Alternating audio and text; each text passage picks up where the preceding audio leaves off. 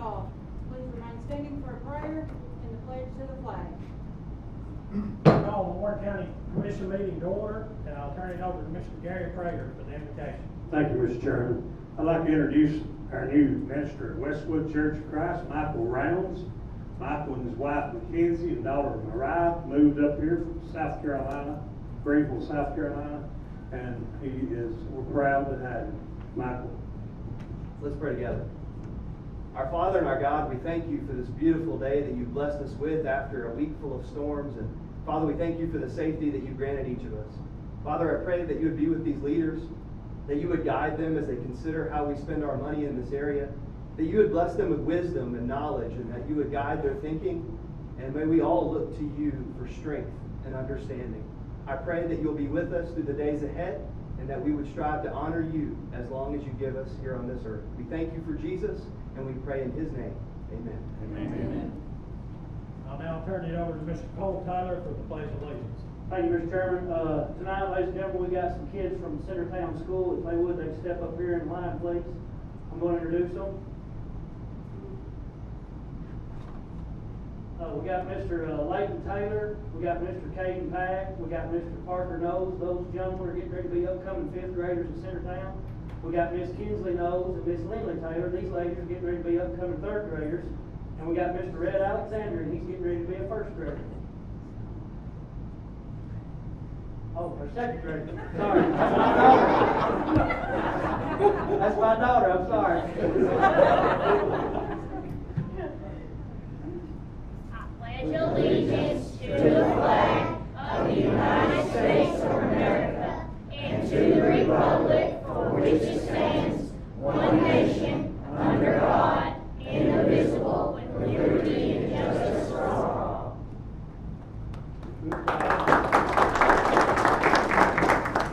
Thank you. Sorry about that. 2nd graders. All right, we'll move on and I'll ask the clerk to call the roll. Here. Here. Marlene Brown. Here. Charles Dodson. Here. Randy England. Steve Wynn. Here. Stephen Helton. Brad Hillis. Here. James Hines. Here. Scott Kelly. Here. Ron Lee. Here. Gary Martin. Here. Kenny Moffitt. Cam Montgomery. Casey Owens.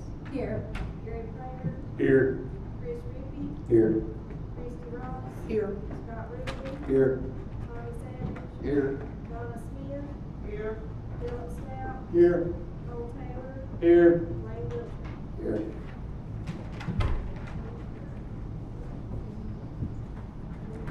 Only one present.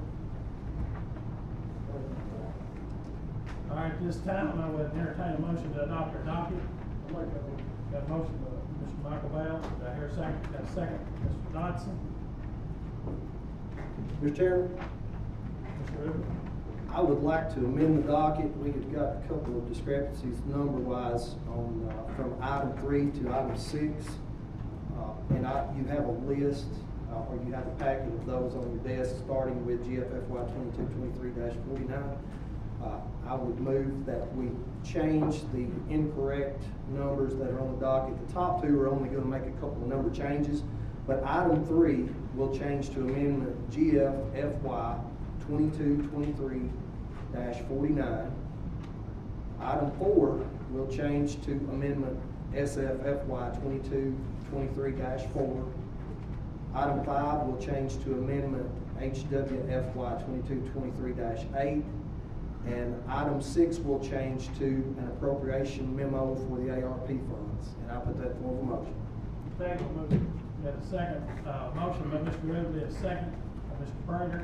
Any discussion on these amendments to the docket? Mr. Chairman, just so everyone knows, there are in numerical order stapled together there. You'll have it on your desk. Any more discussion on these amendments? If not, all those in favor of amending the docket, say aye. Aye. All those opposed? Passes unanimously. Now we're back on the original docket. All those in favor of approving our original docket with amendments, say aye. Aye. All those opposed? All right, we've now adopted our docket for tonight, and tonight will be the first time that we've changed our public comment a little bit. At this time, is anybody in the crowd that would like to speak on any item on the agenda? If you would see my chief of staff, Jason Hillis, he will sign you up for public comment, and we'll go ahead and do our reports at this time. We'll move right on to reading of the minutes. Mr. Chairman, Yes. I make a motion that we suspend the reading of the minutes and accept them as written. Second by Mr. Helton. All those in favor say aye. Aye. All those opposed, passes unanimously. We'll move right on into our elected official department reports. And we got Ms. Hilda Wiley first off. Thank you so much, and ladies and gentlemen, you should have a copy of the ag extension report in your packet. While we do great programs with ag and FCS and 4-H, I would like to draw your attention to the bottom of page 3 with our Master Tennessee Ag Enhancement Program. You'll see that the county got over $1 million, and when they get the economic impact, in the category of that, it talks about we have a total economic impact for Warren County of $6,667,061. So that's a great program. We have a motion by Mr. Stout. Do I hear a second? Have a second, Mr. Bowman. Before we actually vote on this, Mr. Boyd Barker brought me some papers that I had passed out that you might want to take a look at. It was a TAP program. Warren County was number 1 in the state for receiving TAP projects, grants, and I think that speaks a lot for our agriculture department. They're doing a great job. All those in favor of approving the report? Aye. Aye. All those opposed? Thank you. Mr. Jim Dyer, Warren County Memorial Airport. Good evening, ladies and gentlemen. You have my report. Do you have any questions? Motion to approve. Got a motion, Mr. Bowman. Second by Mr. Hillis. Any discussion or questions on Mr. Dyer's report? Being none, all those in favor say aye. Aye. All those opposed? Thank you. Thank you, Mr. Dyer. Now, the Veteran Service Office, Mark Bobby. Thank you. You have the report. I actually got it submitted this month. This will be kind of the standard format that we present every quarter. Just one note, the 742 veterans that we are serving is 32% of the veterans that are in the county. But Make a motion to approve. Got a motion by Mr. Dodson, a second by Mr. Kelly. Any questions for our Veteran Service Office? Being none, all those in favor say aye. Aye. All those opposed? Pass unanimous. Thank you, Mark. Now we're going to codes. Mr. Cole Miller.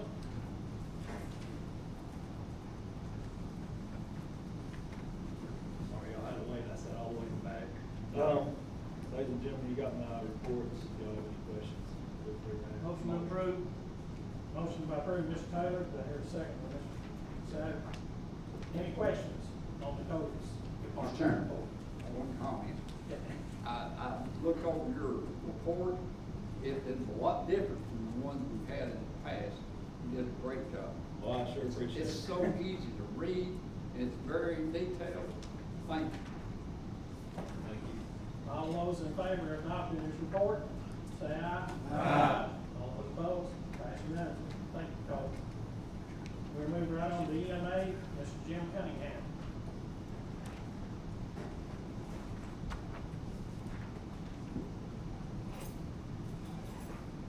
Mr. Chairman, members of the commission, you got my report. If there's any questions, I'll try to answer them at this time. Motion to approve. Motion, Mr. Bowman. Second by Mr. Lee. Anybody got any questions for EMA director? Being none, all those in favor of the report say aye. Aye. All those opposed? Thank you, Jim. Passes unanimously. We'll move on to Mr. Preston Denny, EMS report.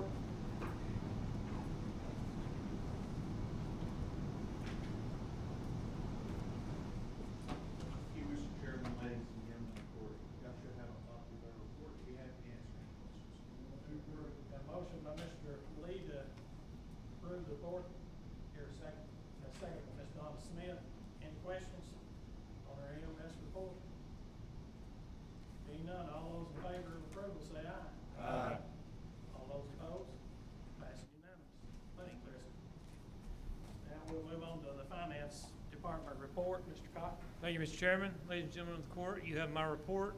If you have any questions, I'll do my best to answer them at this time. Move to accept. Got a motion, Mr. Robley. Do I hear a second? Got a second, Mr. Glenn. Any questions on the financial report? Being none, all those in favor of the report say aye. All those opposed?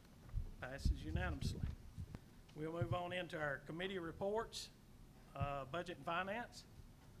Thank you, Mr. Chairman. It is with great joy that I would say that we are presenting the budget tonight, and hopefully it will be behind us. You will see all of that shortly. Thank you. Thank you. Building and grounds. The only thing I got to report, Greg and the guys has been painting up at Ryan's and got that done, and they're going to lay carpet next week, and Ryan will be meeting court in this room starting Friday, or is it Monday? Anyways, in the next week, there'll be a court in this office right here. Thank you. Thank you. Economic and agriculture development. Thank you, Mr. Chairman. Only a couple of things. It goes with the TAEP report that Barker has brought to you and what Ms. Hilda said. At our June 8th meeting, Heath Noakes reported to us, and he had made up a pamphlet, and I meant to bring it. I did bring some stuff that he emailed me, but he reported that agriculture is the #1 industry in the state of Tennessee, and Warren County ranks in the state first in horticulture, 12th in cattle, 25th in row cropping. Total acres reported was 66,335 farm acres. He also reported, and I did not bring that there's significant loss in farmland and greenbelt land. I think it was a little over 40-something thousand, 44,000, I did make the note, 44,072 acres, a 3% decrease since 2017. So we're losing a lot of farmland, but that's only 86 out of 95 counties reported. He also told me today that he would guess that was at least 30 to 40%. These numbers are off because farmers don't want to fill out surveys. Exactly correct. So he said this is probably an underreported statement, but in Warren County, what was reported was 126 million in Warren County alone.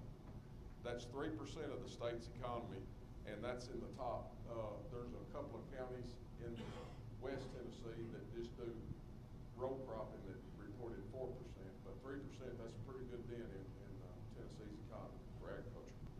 Thank you. Mr. Philip Stout on education. Thank you, Mr. Chairman. We met, our education committee met June the 15th, and Dr. Wallace discussed the third grade retention policy, and he said progress has been made with third graders, and also he discussed the new safety laws that the state is requiring now. Thank you, Mr. Stout. At this time, financial management has nothing to report. We'll move on to health and welfare. Thank you, Mr. Chairman. Remind everyone this Thursday at 6:30 p.m. we have a health and welfare meeting, and we'll be discussing some concerns that were brought up about our finances and our records. Thank you. We'll move on to highway and bridge. Thank you, Mr. Chairman. We have nothing to report at this time. Thank you. We'll move on to policy and personnel. Thank you, Mr. Chairman. Policy and Personnel met on June the 8th in a joint meeting with Financial Management, and both committees voted to go with Med Analysis as the company to manage the clinic. And the cut behind Policy and Personnel, it's hard to get all that out. Policy and Personnel will be meeting again in the next couple of weeks. We got a thing or two we need to talk about. That's all I got. Thank you, Mr. Chairman. We'll now move to safety. Thank you, Mr. Chairman. The only thing I got to announce is since our next meeting is scheduled on the 3rd, we're going to postpone it to the 10th so we don't mess up anybody's holidays, but that's when the Safety Committee will meet. Thank you. Thank you. County Correctional Partnership. Current population in the jail is 222. Out of that, 175 is male, 45 female, and 14 of those are state.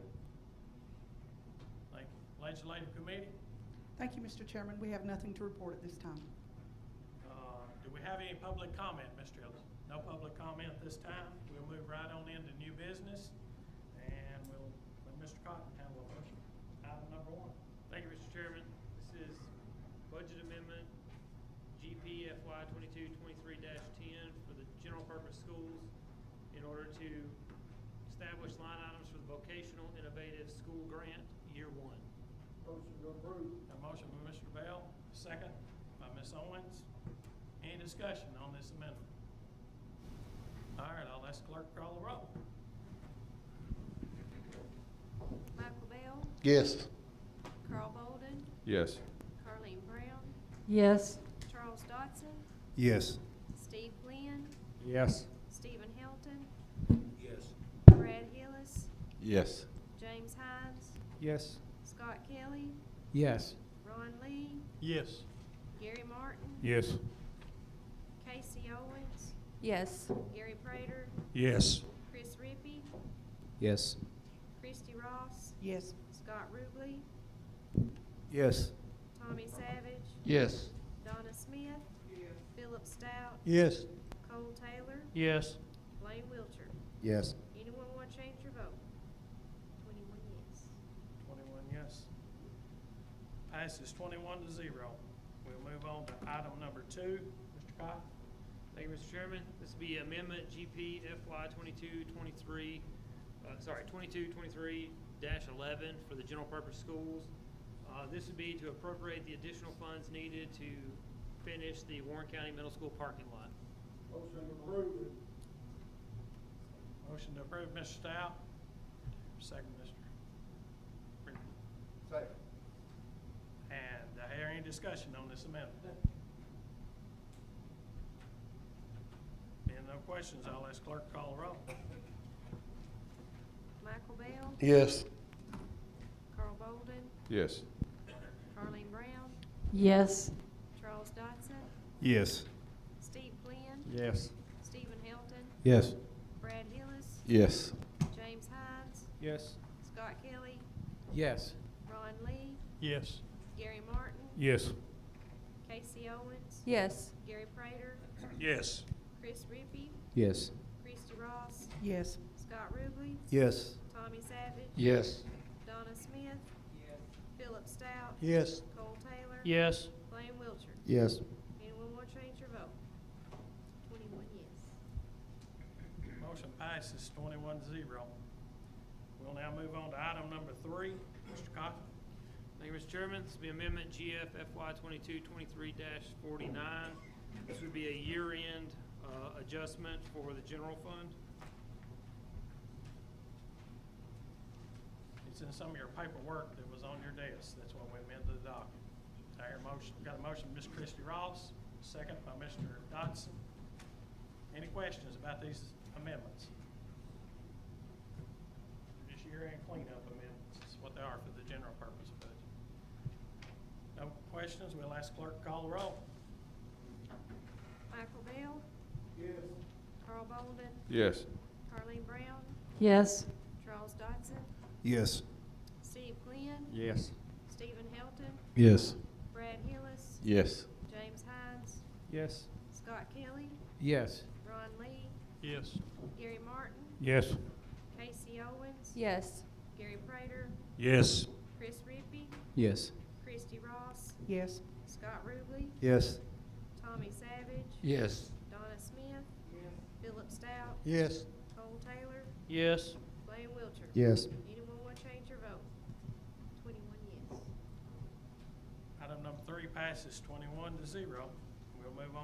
number 4, budget amendment.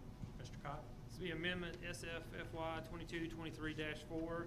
This will be to establish the expenditure line item in order to close out the sanitation fund for the year.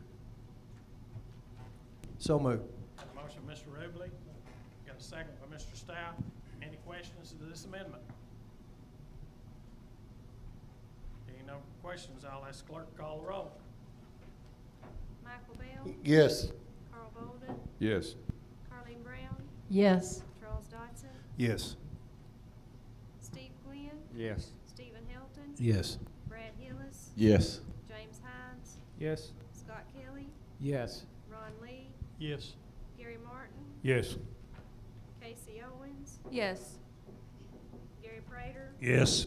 Chris Rippey. Yes. Christy Ross. Yes. Scott Ruble. Yes. Tommy Savage. Yes. Donna Smith. Philip Stout. Yes. Cole Taylor. Yes. Lane Wiltshire. Yes. Anyone want to change their vote? 21 yes. 21-0. Item number 4 passes. We'll move on to item number 5, Mr. Cotton. Thank you, Mr. Chairman. This is a year-end cleanup for the highway fund, the HWFY 2223-8. Hear a motion?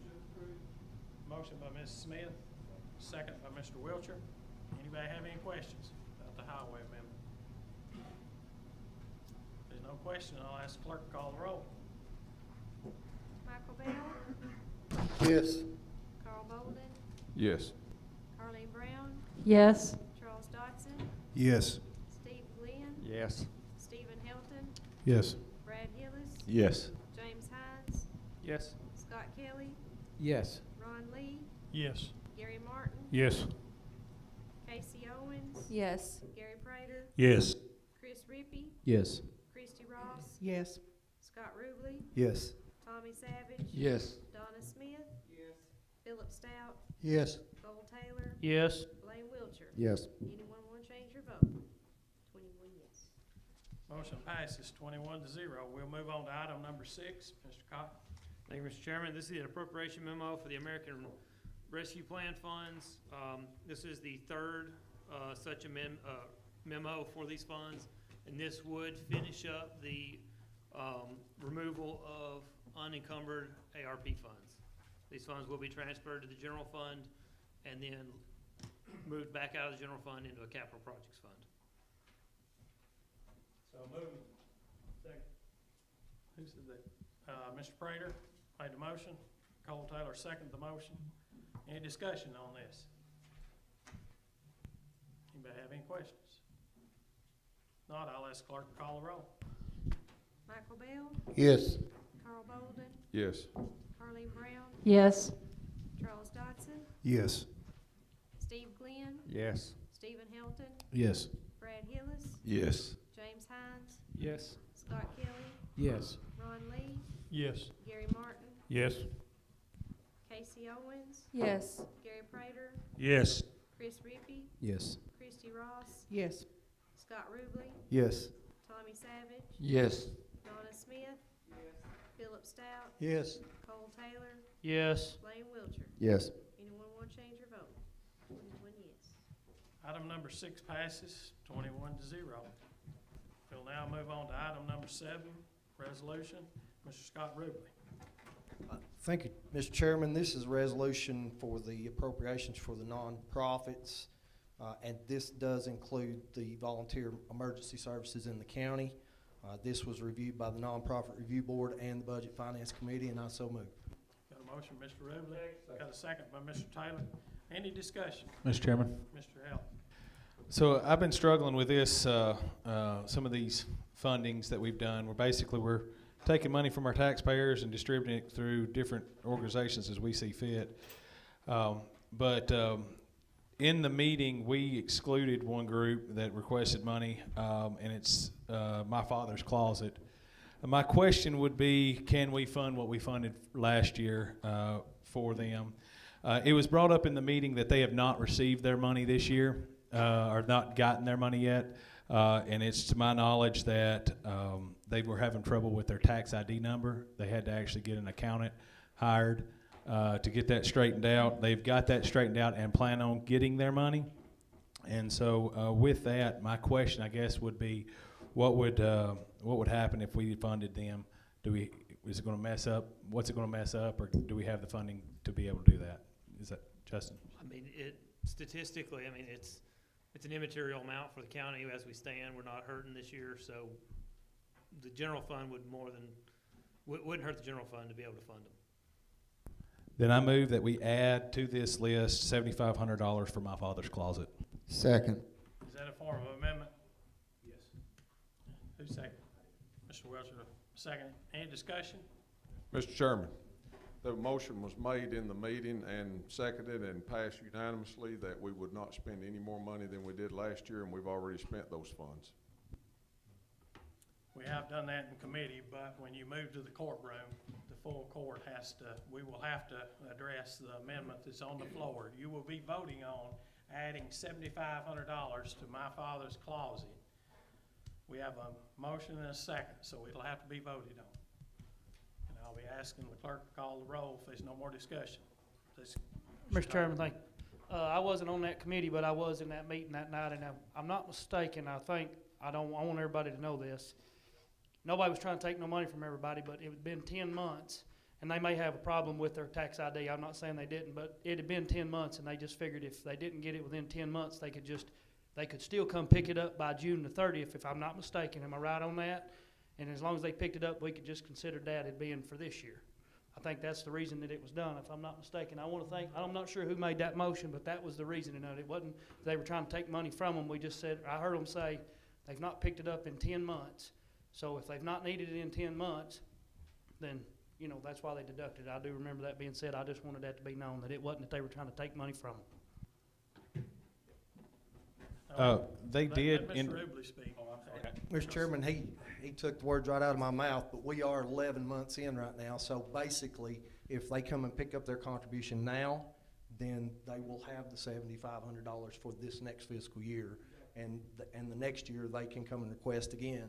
So they won't be out any money, only they didn't spend that this fiscal year. Thank you. Any more discussion before I let Mr. Helton talk again? All right, Mr. Helton. They indicated that they were under some new leadership and they're trying to figure out their ways. Obviously, that makes it a little more difficult. We all understand taking on new roles in organizations. And also, they said they would have been glad to come and talk to our committee, but they were not invited. And they did not know that they could come. So that was the reason they did not come explain themselves. And, this organization does good work for our community. They put diapers on kids and put clothes on the backs of needed. So it is my hope that this committee or this commission will fund this for them. Any more discussion? Mr. Chairman, if the money is already there and been appropriated for last year, why don't we have to have this amendment? He's just asking for another. You're asking for two more? No. Last year and then this year, 2 different years. Yeah, but they haven't picked it up for last year. So what they're saying is, if they pick it up for this year, for last year, it'll be good for this year. That's what they were trying to say. They can pick it up by June the 30th. If they picked it up by June the 30th, that means they didn't pick it up for the whole last year. It'll be pretty much considered they could use it for this next year and come back the following year and ask again. Right. Come back again the next year and do it again. That's what we were trying to say. Mr. Harris. I was going to ask Commissioner Helton, if they've been in a management transition, how long has it been since they've been in that?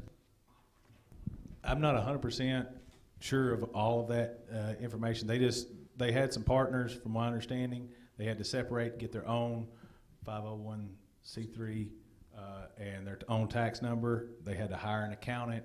Literally, it's just happened here in the last little bit. They didn't want to pick up the funds prior to, so whenever the split happened, they didn't want to have to share those funds. If you've been in touch with them, had they stated they're planning on picking up the money by June the 30th? Yes. So they're really not going to miss any money? No, but I mean, basically what we're doing is we're not going to fund them for next year. We're not going to fund clothing. We're not going to fund diapers for children. We're not going to fund that if we choose not to do that. Mr. Chairman, that is not a true statement. If they pick up $7,500 this year, that is for this year because they've waited till now to get it. If we give them another $7,500, we give them a double dose, $15,000, $1,000 from what we're giving the fire departments. So I think the $7,500 will be sufficient for this year. Mr. Savage. Mr. Chairman, if they knew how to apply for that this year, they should have known how to come and get their money beforehand. But saying that they didn't know anything about it, I think that's a little bit I didn't say they error. didn't know how to get it. I said they had issues. Yeah, they did have issues, but a few minutes ago you said they didn't know that, you know, when they would have the meeting, they didn't know a lot of things about it, but they could have. All they had to do was call. Mr. Chairman, Any more? I'll call for the question. All right, we got a call for the question. This is on the amendment. Yeah, this is on the amendment. He's called for a question on the amendment. Do I hear a second? I'll say.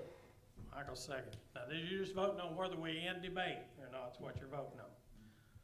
And we're voting on the end of the debate. End the debate. All those in favor say aye. Aye. All those opposed? All right, now I'll ask clerk to call the roll on the amendment. You're voting on the amendment to add $7,500 for My Father's Closet to the nonprofits. Is what you're voting on. Michael Bell, No. Carl Bolden, No. Carleen Brown, No. Charles Dodson, No. Steve Glenn, No. Stephen Helton, Yes. Brad Hillis, No. James Hines, No. Scott Kelly, No. Ron Lee, No. Gary Martin, No. Casey Owens, No. Gary Prater, No. Chris Rippey, No. Christy Ross, No. Scott Ruble, No. Tommy Savage, No. Donna Smith, Philip Stout, No.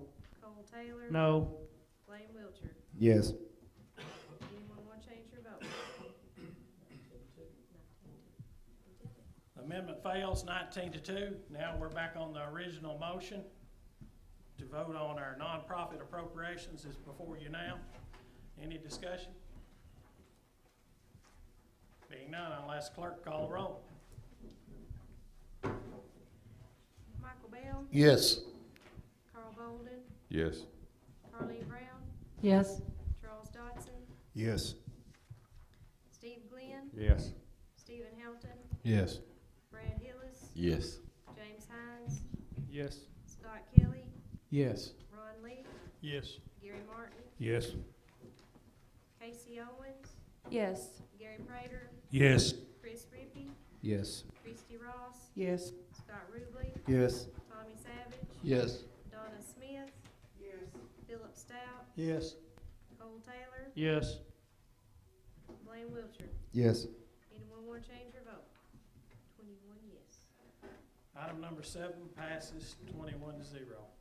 We'll move on to resolution number 8. Mr. Gary Prater. Thank you, Mr. Chairman. This is a resolution that we do every year at budget time. It's a resolution to authorize the road superintendent to provide $4,000 in gasoline to the Upper Cumberland Area Rural Transit System, UCARTS, for the fiscal year 22 and 23. Thank you. So Put that in moved. form of a motion. Yes. Got a form of a motion, Mr. Prater, and a second by Ms. Carleen Brown. Any discussion on this resolution? Being no discussion, clerk now call the roll. Michael Bell, Yes. Carl Bolden, Yes. Carleen Brown, Yes. Charles Dodson, Yes. Steve Glenn, Yes. Stephen Helton, Yes. Brad Hillis, Yes. James Hines, Yes. Scott Kelly, Yes. Ron Lee, Yes. Gary Martin, Yes. Casey Owens, Yes. Gary Prater, Yes. Chris Rippey, Yes. Christy Ross, Yes. Scott Ruble, Yes. Tommy Savage, Yes. Donna Smith, Philip Stout, Yes. Cole Taylor, Yes. Blaine Wiltshire. Yes. Anyone want to change your vote? 21 yes. Item number 8 passes 21-0. We'll move on to item number 9, Mr. Scott Ruble. Thank you, Mr. Chairman. This is Resolution 9-23, and this is a resolution fixing the tax levy for Warren County for fiscal year 23, starting in July the 1st. If you will look on your sheet there, you will see a few changes. If you have comparison, you may not, but if you have your original budget, you'll see some changes in penny allocations. We did that to kind of firm up the general fund. We were coming a little bit short in the general fund. We were losing balance, and you will see some zeros in the sanitation fund. Is where we closed that out. We made a few changes because of sales tax revenue increases, but we are recommending a tax levy unchanged from last year of 1.9677, and I put that in form of a motion. Second. Got a motion by Mr. Rubley and a second by Mr. Taylor. Any discussion? Sorry, Mr. Chairman, but I was looking this over, and there's a few things on here that did not line up with what we passed in Budget and Finance. I would like to bring those to light right now. Any mention of sanitation funds should be general fund only. So that would be under Section 3, where it says solid waste sanitation, 61.9% of wholesale beer. That should be 100% general fund. Section 4, state revenue sharing, TVA. The first line should be general fund at 59.4%. And then, so that we don't do this again like we had to do last year, under the Section 6 for local option sales tax, as this portion only applies to the non-municipal sales tax, it should be 50-50 general fund and general purpose schools. All those numbers are reflective in the detail of the appropriations memo, which we'll vote on next, but they did not get updated in this particular resolution document, and I apologize for that. Make a motion to amend this docket to read as Mr. Cotton has proceeded. So move. Got a motion by Mr. Rubley, a second by Mr. Taylor. We're voting on to amend the numbers that Mr. Cotton just read off. Does everybody understand what we're doing? Can you read those one more time? Sure thing. Section 3, general fund should say 100%, sanitation 0. Section 4 should be general fund at 59.44% in lieu of solid waste sanitation fund. Section 6 should say general fund 50%, general purpose school fund 50%.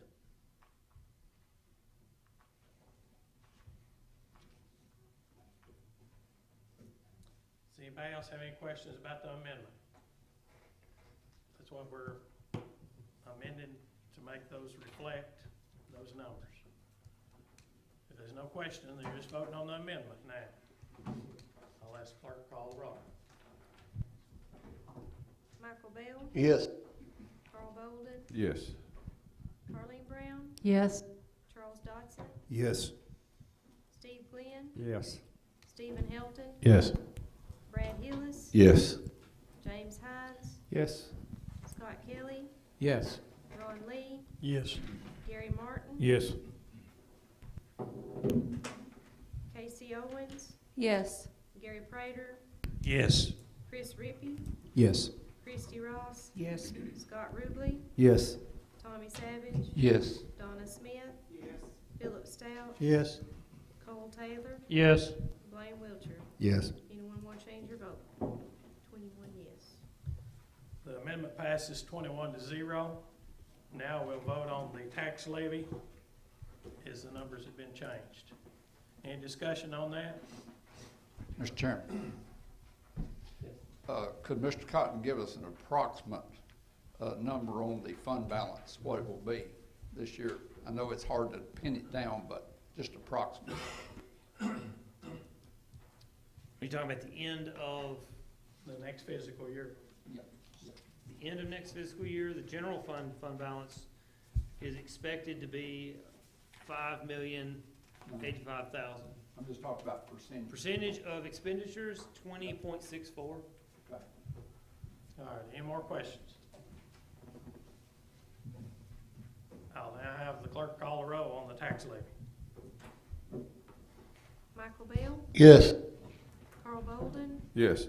Carleen Brown? Yes. Charles Dodson? Yes. Steve Glenn? Yes.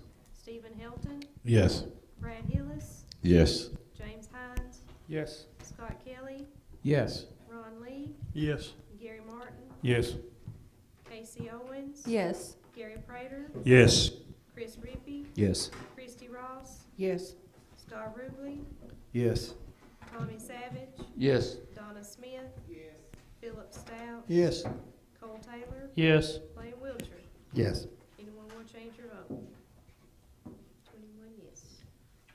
Item number 9 passes 21-0. We'll move on to item number 10. Mr. Scott Ruble. Thank you, Mr. Chairman. This is the appropriation resolution for the consolidated budget, and of course, it is balanced. We are solvent, and we are expected to be in a better position next year than we were last year in the general fund. A lot of work went into this, and I'd like to thank Mr. Cotton. He's, I call him when I shouldn't, and he answers all my questions, and he's cordial, even though it's late or early. But everything has been worked on very hard. It's some people are not absolutely ecstatic, but I think we were as fair as we could be, and I so move. Second. Motion by Mr. Ruble and a second by Mr. Taylor. Any questions about the budget? Anybody have any questions? Mr. Chairman, I would like to also recognize, and he don't like a lot of recognition, but Mr. Scott Ruble is our chairman on budget and finance. That man puts in a lot of time and a lot of effort, and I think, honestly, I think he needs a good round of applause.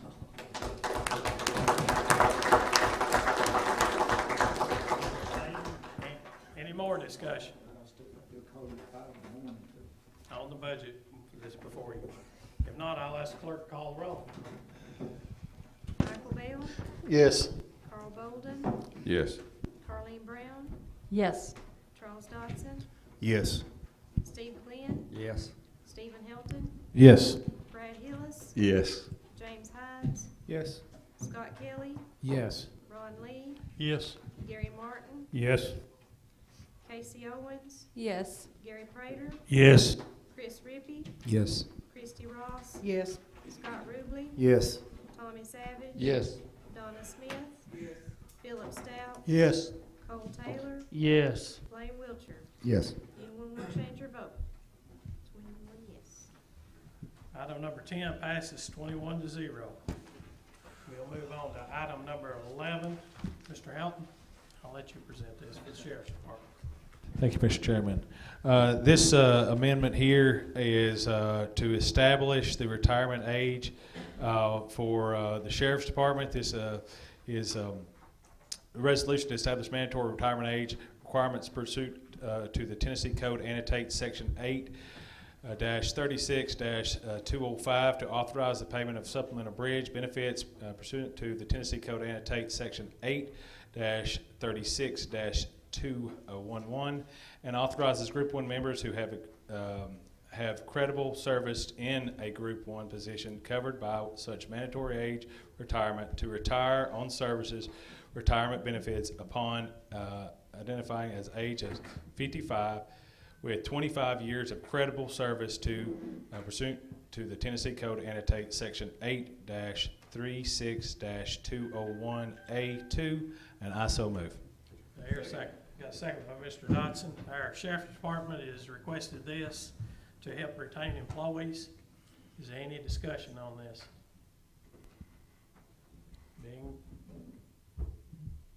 Being no discussion, I'll ask the clerk to call the roll. Michael Bell, Yes. Carl Bolden, Yes. Carleen Brown, Yes. Charles Dodson, Yes. Steve Glenn, Yes. Stephen Helton, Yes. Brad Hillis, Yes. James Hines, Yes. Scott Kelly, Yes. Ron Lee, Yes. Gary Martin, Yes.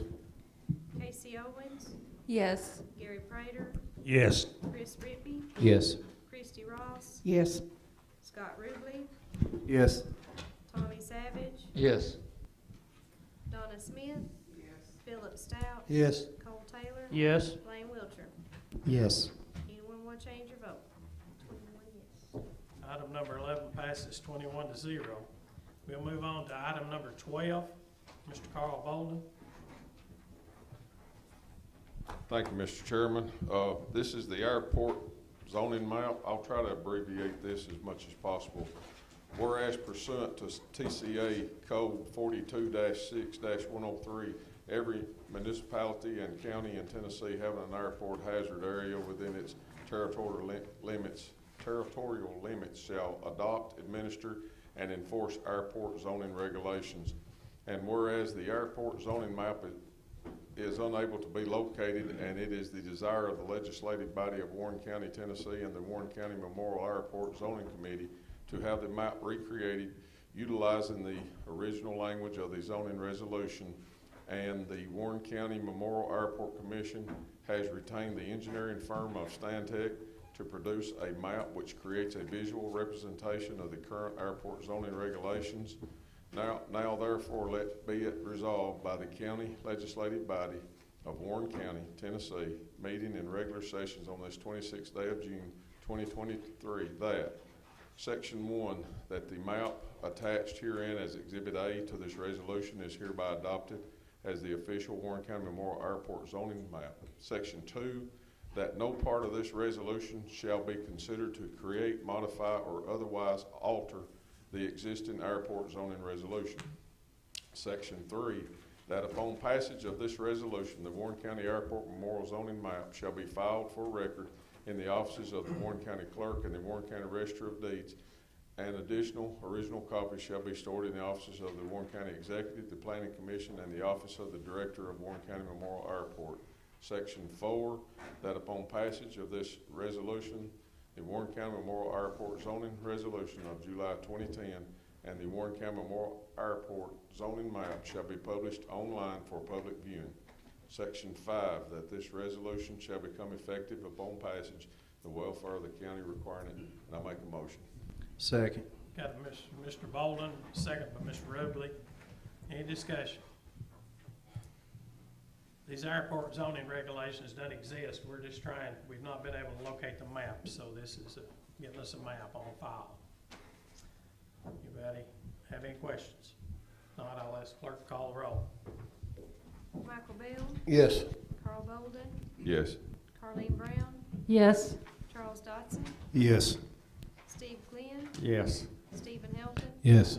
Brad Hillis. Yes. James Hines. Yes. Scott Kelly. Yes. Ron Lee. Yes. Gary Martin. Yes. Casey Owens. Yes. Gary Prater. Yes. Chris Rippey. Yes. Christy Ross. Yes. Scott Ruble. Yes. Tommy Savage. Yes. Donna Smith. Yes. Philip Stout. Yes. Cole Taylor. Yes. Lane Wiltshire. Yes. Anyone want to change your vote? 21 yes. Item number 12 passes 21 to 0. We'll move on to item number 13. Mr. Gary Prater. Thank you, Mr. Chairman. This is Resolution 13-2023, opening, changing, closing county roads. I'd like to ask Robert Bratchard if he would come up here. He's done a lot of work on this. He can explain it to you better than I can.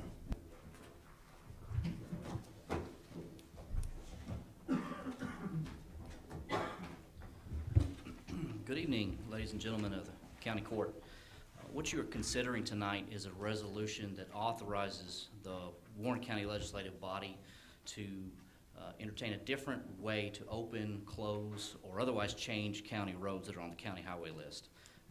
The reason that this is being considered tonight is because the original law that sets up the procedure for the changing or the opening or closure of roads is very old. It was initially established in 1891. And since that time, it has never actually been overhauled by the General Assembly. However, there have been other modifications to those statutes that do make rules for roads and highways, such as in 1963, there was a repeal of the Highway Commissioner statute. In 1974, the County Uniform Highway Law was enacted by the state of Tennessee.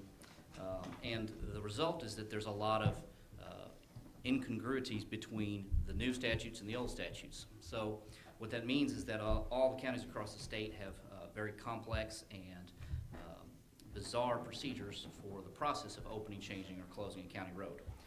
As a result of this, the General Assembly did in 1995 pass a statute allowing counties at their local option to employ a different method for this process. And that is what is in this resolution.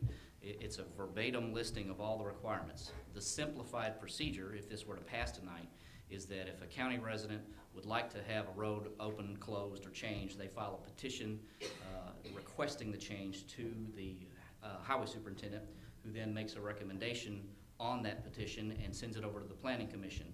The Planning Commission then has a meeting, and they also make a recommendation, and both of those recommendations make their way back to the county legislative body, who ultimately votes whether or not to authorize the change that's requested. That's a much simpler process than the old statute where you had to have a jury of view, petitions, procedures, hearings, damages assessments. The purpose of this is to try and make this a little bit more of an efficient process. So I'm happy to answer any questions if anyone has any. Mr. Allen?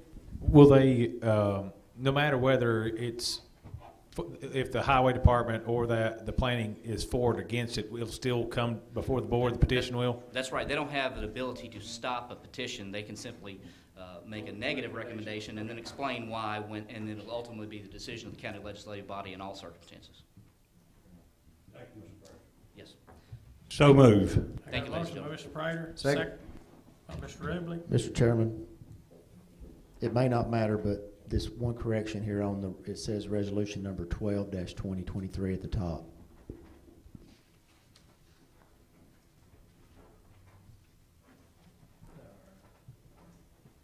You probably need to change that to 13. We need to have an amendment to change that number to number 13. I'll make that motion. Make a motion. All right, we got a motion, Mr. Wiltshire, and a second by Mr. Helton to change it to 13-2023. It's just a typographical error. All those in favor of that amendment to this resolution, say aye. Aye. All those opposed? All right, now we're back on the original resolution. Anybody have any more questions about this? Mr. Glenn's requested that we vote on this, and so I'll ask the clerk to call the roll. Michael Bell, Yes. Carl Bolden, Yes. Carleen Brown, Yes. Charles Dodson, Yes. Steve Glenn, Yes. Stephen Helton, Yes. Brad Hillis, Yes. James Hines, Yes. Scott Kelly, Yes. Ron Lee, Yes. Gary Martin, Yes. Casey Owens, Yes. Gary Prater, Yes. Chris Rippey, Yes. Christy Ross, Yes. Scott Ruble, Yes. Tommy Savage, Yes. Donna Smith, Yes. Philip Stout, Yes. Cole Taylor, Yes. Blaine Wiltshire. Yes. Anyone want to change your vote? 21 yes. Item number 13 passes 21-0. Now we'll ask the clerk to approval of the notaries. This is a list for the notaries. Eileen Brigantino, Christina Elkins, Tina Gayton, Claudia G. Guzman, Betty J. Harris, Shanna C. Hillis, Megan Moore, John Morgan, Donna G. Solomon, Christina Womack, Brian R. Stiles, Jessica Jones, Lindsay Hodges, Mallory Cantrell, Brittany Pettigo, Candace Ford, Danny L. Barnes, Diana K. Fee, and David Milton. Motion approved. Got a motion from Mr. Bell. There's a second by Mr. Stout. All those in favor of approving the notary say aye. Aye. All those opposed? Passes unanimously. I have a few announcements to make. The Middle Tennessee National Gas Board appointment is made by the Warren County Executive, and I need it put in the minutes that I have appointed Freddie L. Hoover to serve on that board. Also, I need it spread across the minutes that Mr. Levy Glenn has developed his own handbook, and that shall be spread across the minutes. And one more announcement, the Rotary Club is having a fun run July the 4th at 7:30. To sign up, it'll cost $15. Anybody that would like to participate in that. And we're also really proud that Miss Carleen Brown's able to be here with us tonight.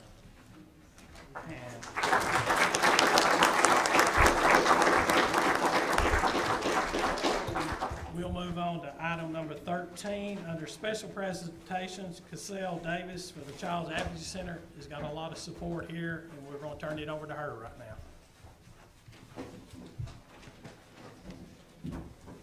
Good evening, everyone, and thank you for allowing me to come and talk to you tonight. My name is Cassell Galligan Davis, and I'm the Executive Director for the Children's Advocacy Center, and I'm here to really talk about the Victims Assessments / Assistance Fund. I know it was talked about earlier on with CASA when they were here, and I just kind of wanted to talk about the things that we do at the Children's Advocacy Center. So I've handed out 2 handouts, and the first one just kind of talks about our history. And I kind of want to tell you all what we do. So we work with children who are victims of severe child abuse. That means child sexual abuse, severe physical abuse. They might have witnessed a violent crime, like one parent killing another parent, or it might be severe neglect, like starvation. We are specially trained to interview those children. I've been doing those interviews since 2005. I was with DCS when I was first trained to do those interviews, and at that time we had to do them either in the DCS office with a tripod camera up on a conference room table with a kid sitting at the other end of it, which is terrible because you're trying to allow them a safe place to tell one of the hardest things that they've ever had to tell in their lives. And so, or we would do them at the sheriff's department, which is also terrible because oftentimes perpetrators will tell children that they're going to get in trouble or something bad's going to happen or their parents are going to get in trouble if they tell. So when you take them to the sheriff's department, well, they think that that's going to happen. That's true, what they told them. So the Children's Advocacy Centers came along and it provided a safe, family-friendly, child-friendly place for children to talk.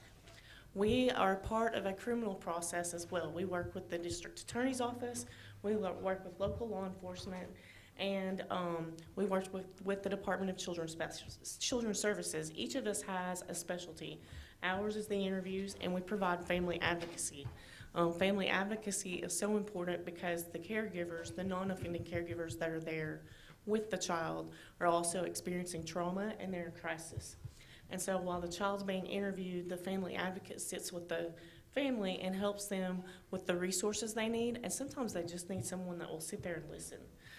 I see that a lot. Or sometimes you get more information for the case that you need to hand over to law enforcement to let them know, and also for our interviewer when she takes a break and meets with the team to find out what other questions she needs to ask.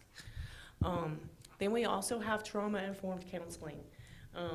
When I was on the board for the CAC before I became director, we didn't have counseling here in Warren County. Kids had to go to Murfreesboro or Nashville for their trauma counseling. It's a special kind of counseling.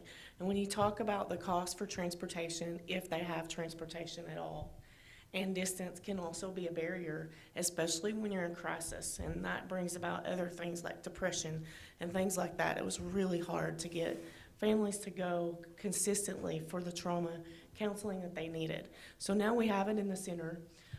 It's free to all of our families, as are all of our other services.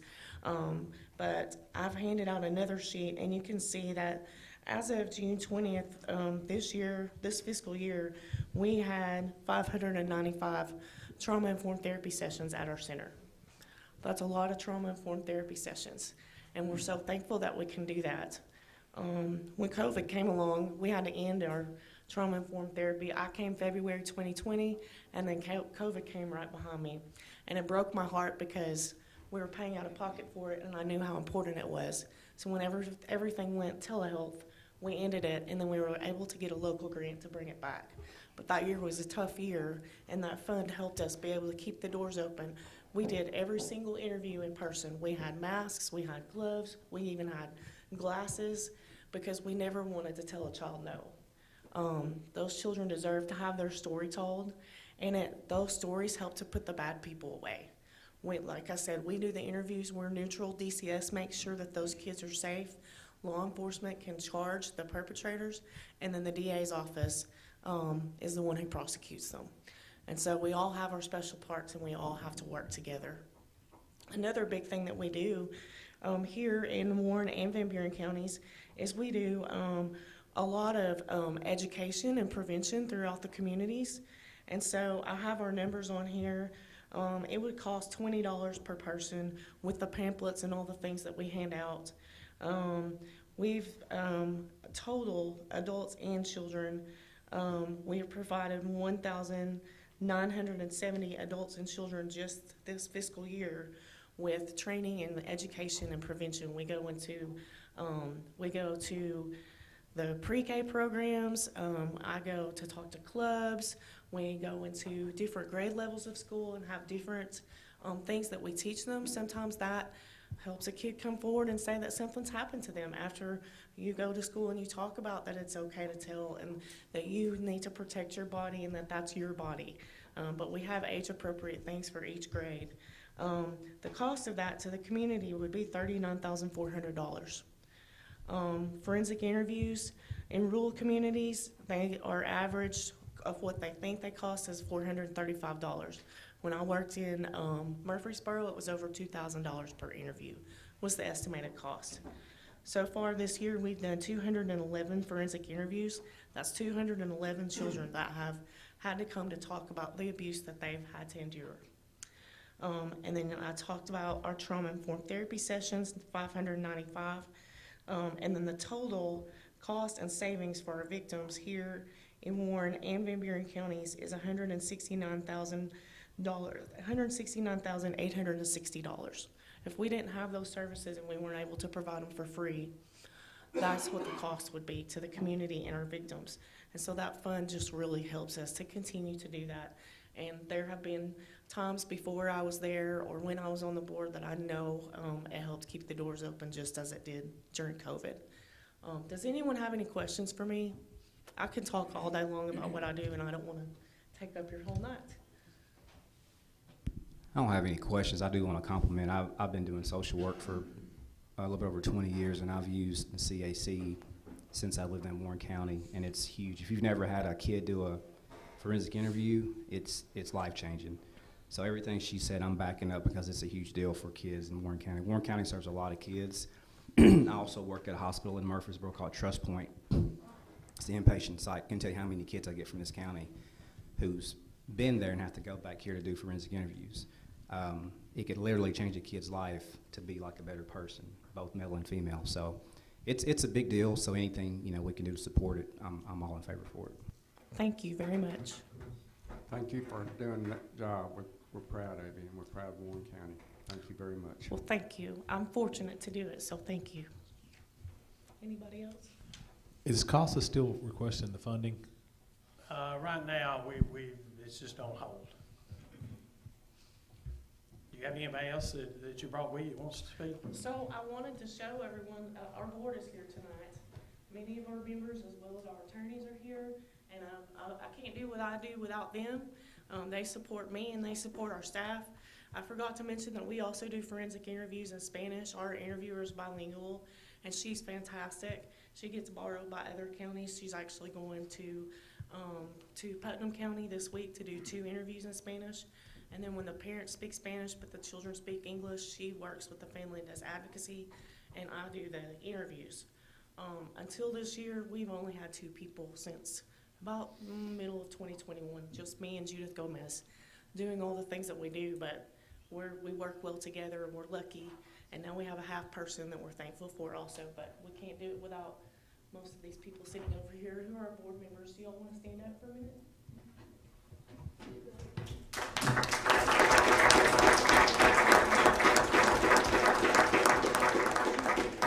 And then our DA is here too, and we work very closely with him. You want to speak, Chris? Or? Yes, we're just very thankful. Thank you all very much. Thank you. Thank you. How's everybody doing tonight? Good, good. Well, I'm not going to stand behind the podium, but I did want to get up and give my pitch for the CAC. First of all, you all are very educated, and I'm certain you know this, but if you don't, the CAC is created by state law. Title IX of the Tennessee Code mandates what requirements a Children Advocacy Center must have before they can conduct these types of interviews. Then further, in Title 24 of Tennessee Code, state law mandates all of the requirements that our forensic interviewers have to have before I can play that interview in court and convict the bad guy. If they haven't gone through rigorous training and certifications, I can't convict the bad guys. And we're talking about the worst of the worst. We're talking about child rapists. We're talking about severe physical abuse. I've seen cases since I've been in office where bones are literally broken like this by these horrible monsters. Now let me explain something. My perspective as the DA is that if you want me to do my job and you want me to make sure that these people are put in prison, and we're lining up the prison buses right now, if you want me to keep doing that, we have got to make sure our CAC is on solid funding. And any attempt to change that funding needs to be studied with great care, and we need to make sure that adequate funding is provided to the CAC at all costs. Because defense attorneys are quite brilliant. They have thought of lots of ways to pick apart interviews that are not done correctly. And that's why the forensic interviewing process that these ladies engage in is so important, because it is forensically done in such a manner that the defense attorneys cannot pick it apart, cannot accuse the interviewer of leading the child, for instance, and creating information in their head that they may regurgitate. There are lots of things that defense attorneys do, and the legislator recognized that, and that's why they codified children's advocacy centers. And so the other thing that I want to say is, obviously, you heard Cassell talk a lot about the trauma-focused therapy that these victims of severe child abuse receive through her center. That is invaluable not only to those children, and that's the most important part, right? We want these children to get some healing. They've been through horrible, horrible traumas. But also, on the law enforcement side, when we have children go through trauma-focused therapy, the prosecutors in my office are frequently seeking feedback from the counselors at the CAC to find out exactly, you know, how did this victim cope with the trauma? Are they going to be able to take the stand and confront their perpetrator without a lot of intervention? Or are we going to have to work with them? Or are we going to have to find some comfort tools to make them comfortable when they're on the stand? Because remember, folks, child sexual abuse and severe child physical abuse usually doesn't happen in front of a lot of witnesses with video recordings. It's a he said, she said. And my child better stand up strong against that perpetrator. And that is exactly why we need the CAC. And if you ever run across any kind of issue with funding with the CAC, I would just encourage that you study the essential need that they provide to our community, combined with the fact that I don't believe I could do my job with regard to those criminal laws and enforcing them without them. And I would encourage you to just look at it from that perspective as well, as an essential service for our county. So, appreciate you all. Thank you for having me. Does anyone have any questions for me? Hey, Scott. Okay. Yes, I know Mr. Cassell talked about the fund. What fund is that? And who funds it? So there's a fund that was established by Lisa Zavionis when she was district attorney. And it is a fund where criminals go to court and their fines are assessed, and part of that goes into a fund that is called a Victims Assistance Fund. And she set it up so that it could help us help our victims. Because everything we do is free. If you came in our center, I would show you like everything we have there is donated. And we work hard to keep that going so that we can support our victims in the best way that we can.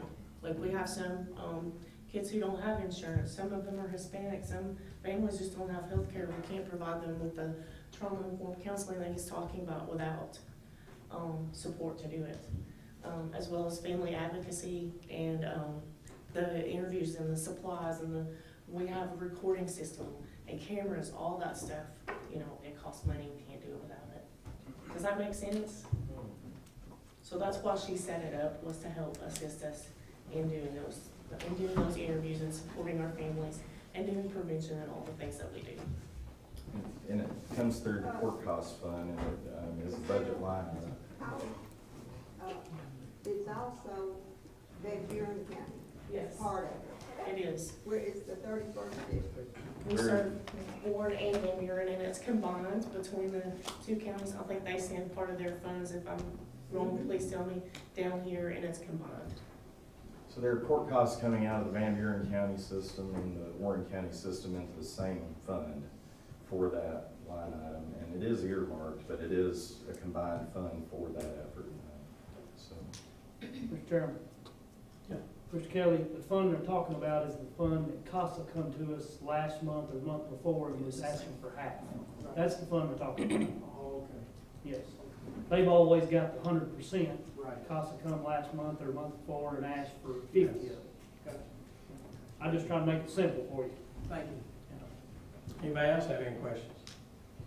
Being done, we appreciate y'all coming. We appreciate what the Child's Advocacy Center is doing in Warren County. Doing a great job.